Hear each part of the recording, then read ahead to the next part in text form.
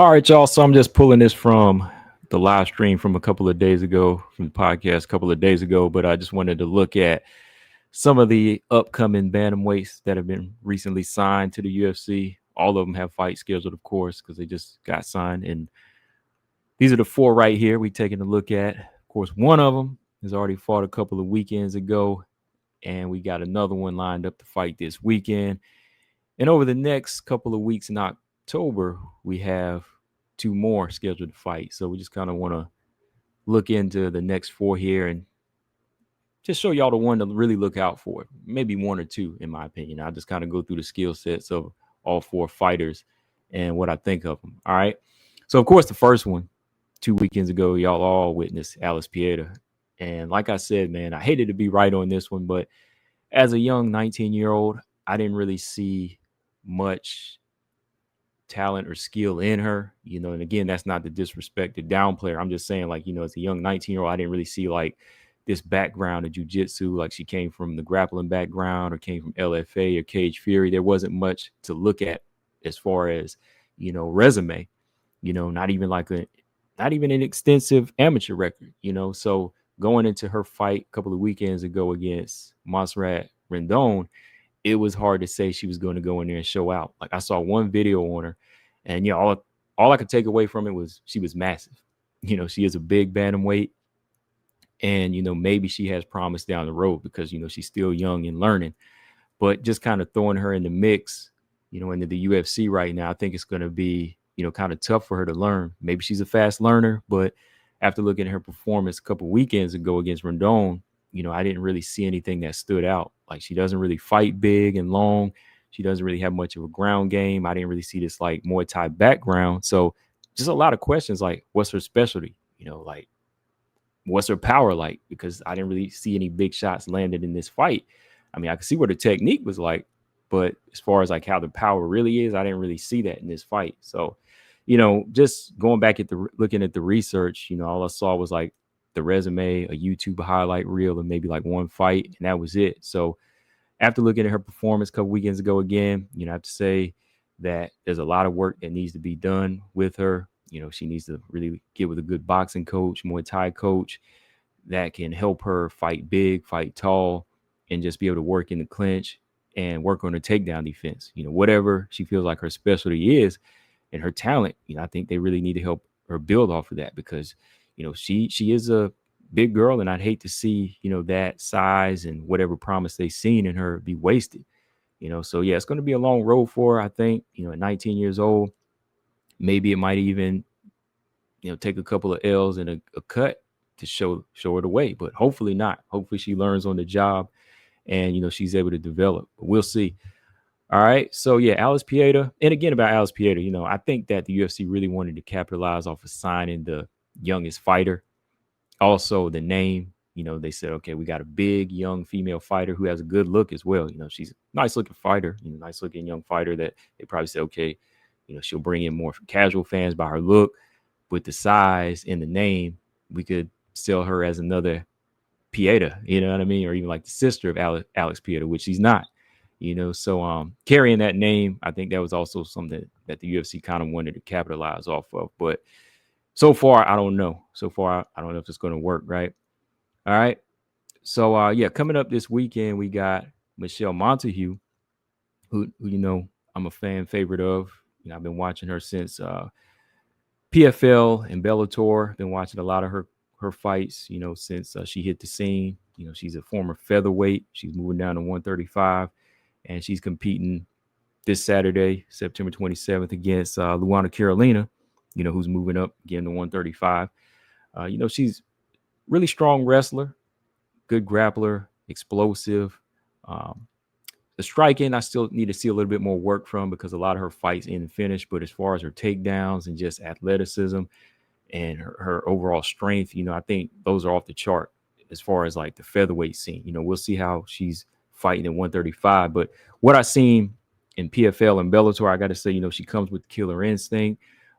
She makes good choices.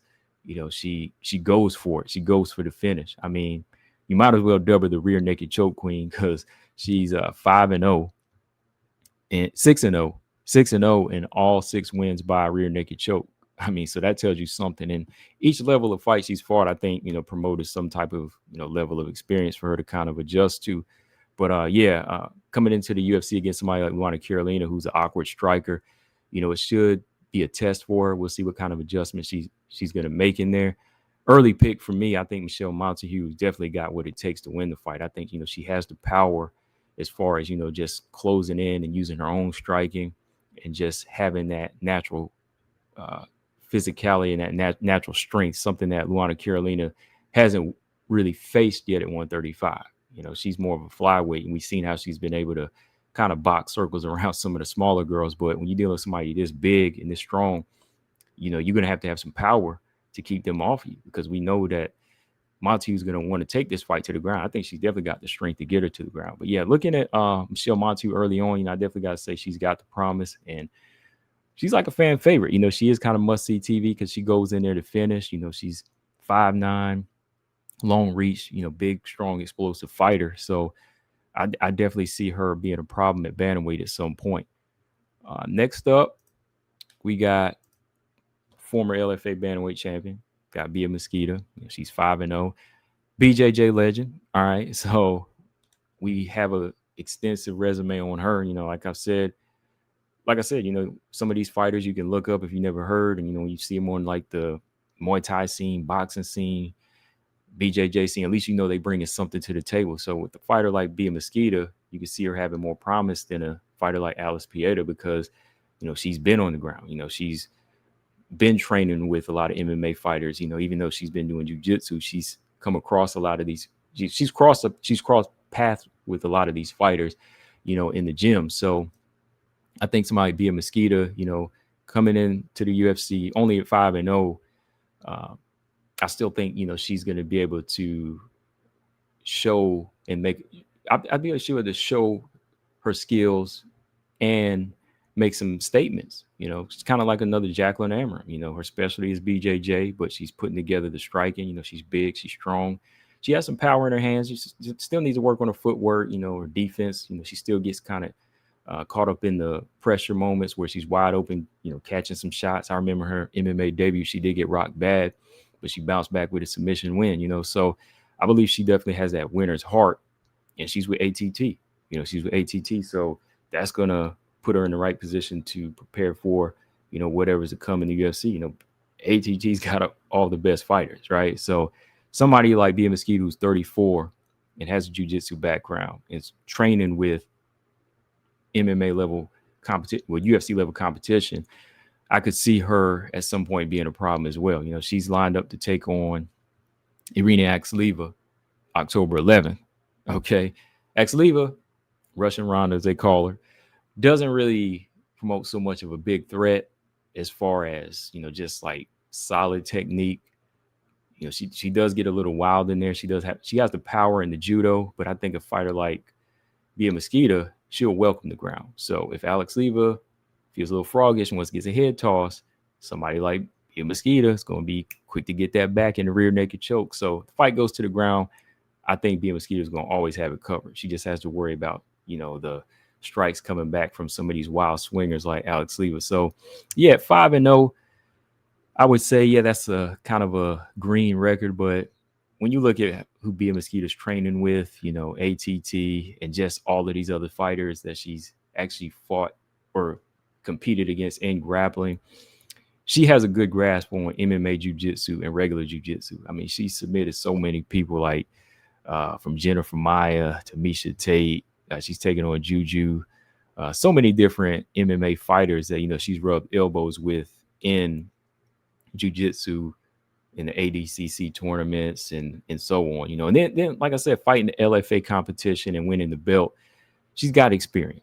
That's good experience for her. And at 34, I think it's crunch time for her. She's gonna have more of the mindset to not just come in there ignorant to a lot of things. She knows that she's getting older, and she knows that she has to reach a certain level, especially getting into the UFC. So yeah, Bia Mesquita up against Irina Akseleva, another quick pick. I'll go with Bia Mesquita in that one. All right. Okay. And definitely last but not least here is Melissa Croden. Probably the one fighter I'm mostly a fan of here. Well, I say next to Michelle Montague, I like Melissa Croden a lot. Since she's hit the scene. Watched a lot of her fights early in PAWFC, LFA. She's 6-2, and she's a big bantamweight. She's a big bantamweight. I believe she's always fought at bantamweight. Maybe a couple of fights 145. I'm not sure. Can't really remember right now. But she is a big bantamweight. She's 5'9", strong, durable, heavy hands, killer instinct. Same thing with her. All of her wins are by finish. She has a variety of finishes. Ground and pound, hands, submissions. Um, her losses are pretty close. I believe she lost early in her career, split decision. Then the Cavalcanti fight was a clear loss, but she was really resilient in that fight against Cavalcanti. Jacqueline Cavalcanti beat her by decision, but it was a tough fight. It was a tough fight. I believe she did rock Cavalcanti a few times. She survived the knockdown, got back up, and gave Cavalcanti a good fight. So, out of like most experience here, and having been through the fire, I think that Melissa Croden has faced more adversity than all these other fighters. She has more experience, and I think she's shown more in her arsenal. As far as ground game, clinch control, and her striking. So somebody like her, I think you definitely see her get a little further than some of the other fighters here, even like Alice Pereira in the UFC. Like I said, she's a big bantamweight. And just the way she's able to mix it up, use her reach, and fight on the inside, you see a little bit of everything. She's lined up to fight a week after Bia Mesquita against Tainira Lisboa. Tainira Lisboa, she's coming in with more of a Muay Thai background, underrated jiu-jitsu, So I think she's probably got the biggest test, in my opinion, out of all of these fighters, because I think Tainira Lisboa has some underrated jiu-jitsu, and she should be able to mix it up on Melissa Croden, make Melissa Croden have to adapt in the fight. So I think she's facing the most competition here. Tainira Lisboa is coming off a loss too. She has been out for like a year before that. But as far as the stand-up game and just mixing it up on the ground, I see more technique in her versus like a Russian Ronda or a Rendon. Luana Carolina is not really a natural bantamweight. So I think Melissa Croden has more competition here. But I also think she's dealt with more adversity in the past. So yeah, Melissa Croden at 6-2, and fighting on the UFC Canada card against Tainira Lisboa. Yeah, this card with Manon and Jasmine as well. This is a good card to make a statement on. She's hailing from Canada too, so this would be a big, big statement maker for her. Definitely gonna hype her up for it, right? So yeah, these are some of the bantamweights they just recently signed. And, the bantamweight division is in much need of some star power. Well, not just star power, but talent. Talent and some showstoppers. We need some fighters that are going to come in here and make people want to tune in. Like I got to start seeing fighters that make me want to tell people about them. Like just tell casuals or anybody. Like when I used to see other fighters back in the past, I'd be like, hey, if you watch the UFC, pay attention to this girl, Jessica Andrade, you know what I mean? Or pay attention to this girl, Wei Lee. These girls are going to put on some shows like, hey, you ever seen this girl before? Watch what she does. Amanda Nunes, something like that. So when I look at somebody like on this list, I want to be able to say, hey, you need to check out this girl, Michelle Montague. She is submitting everybody. She choking people out. She taking necks, or somebody like Melissa Croden saying, hey, she knocking girls out. This girl big and strong, And I want to be able to say that about Alice Pieta at some point. This girl is huge. She's huge. And I want to be able to say, hey, this girl is knocking people out like Alex Pieta and Bia Mesquita, like, hey, if you like Jacqueline Amram, tune into her, So just little things like that, man, that I think that we need in the division, right now, the bantamweight division, these type of we need these type of fighters again that bring this type of energy, back to bantamweight where, they're coming to put it all on the line. And yeah, I don't know if I mentioned Bia Mesquita's record. I mean, yeah, just like Michelle Montague, she's submitting everybody, my rear naked choke. At least she has one stoppage. So all finishes, Michelle Montague, Melissa Croden, Bia Mesquita, all finishes. So they're all coming in, with kind of a low resume, like 5 and 6 wins, but they're explosive.